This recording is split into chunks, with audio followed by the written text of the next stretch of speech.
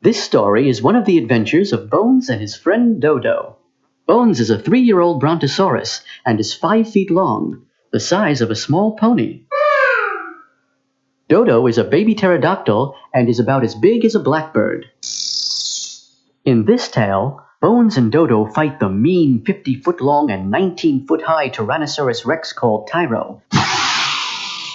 And they make friends with a Stegosaurus called Gus, who is 30 feet long. His back is covered with 2 rows of diamond-shaped plates. He eats every plant in sight. After a short song, our story will begin. When you hear this sound, turn the page.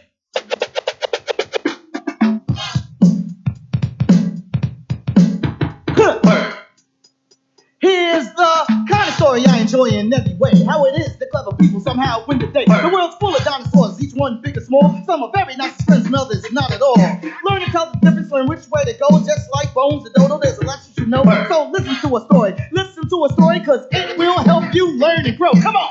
Bones and Dodo in The Creature in the Cave. Bones and Dodo had played all day in the forest. It was time to go home, but they didn't know which way home was. You promised you knew the way, moaned Bones, a 3-year-old brontosaurus. Dodo, his pterodactyl friend, was a flying dinosaur. Rumbles of thunder were rolling closer and closer.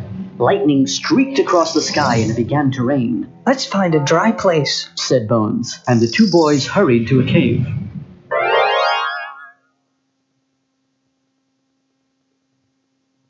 The boys were glad to be inside. Bones was even happier when he saw a pile of cool green leaves. I wonder how they got here, said Bones. I brought them here, growled a deep voice from the back of the dark cave. Coming toward them was a creature as big as an army tank, with giant pointed plates across his back.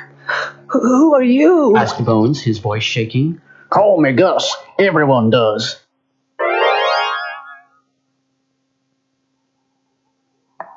For a moment, we thought you were Tyro, said Dodo, who, like all creatures in the land, was afraid of meeting the most dangerous dinosaur of all. Yes, said Gus. He's one mean-eating machine. I've seen those jagged teeth and those tiny beady eyes. You've met him? gasped Bones. See this scar? Gus boasted. That's where Tyro tried to take a chunk out of me. Bones and Dodo patted Gus on his back. It was hard as a rock.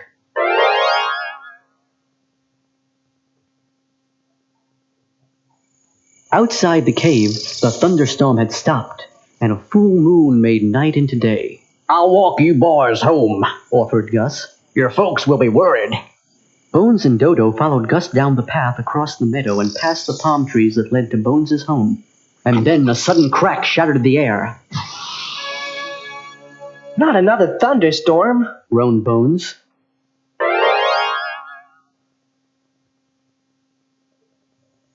But it wasn't a thunderstorm. Standing before them, on 2 gigantic hind legs, was a monster the size of a 5-story building. Tyro! The beast roared and lunged for Gus. We better help Gus, Bones said. Dodo, fly around Tyro's head.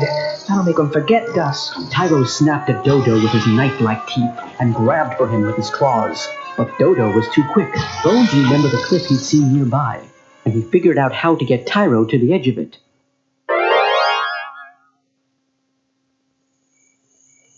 Bones gulped, took a deep breath, and yelled, "Come and get me!"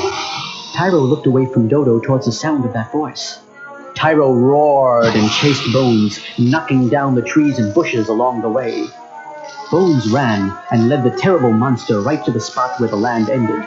Bones jumped aside. Gus appeared from behind a tree, pushed the back of Tyro's legs, and the beast fell over the cliff and into a sticky tar pit.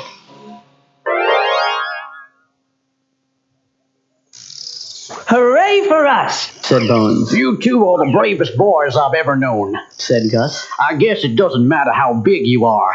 You're big on courage, and that's what counts. Can we come visit you again? asked Bones. Oh, sure, said Gus. I love getting company, and maybe I'll tell you about the time I won the Dinosaur Derby. You won? Dodo said. But you're not very fast.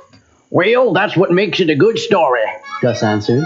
But that, my friends, is for another time. Yeah.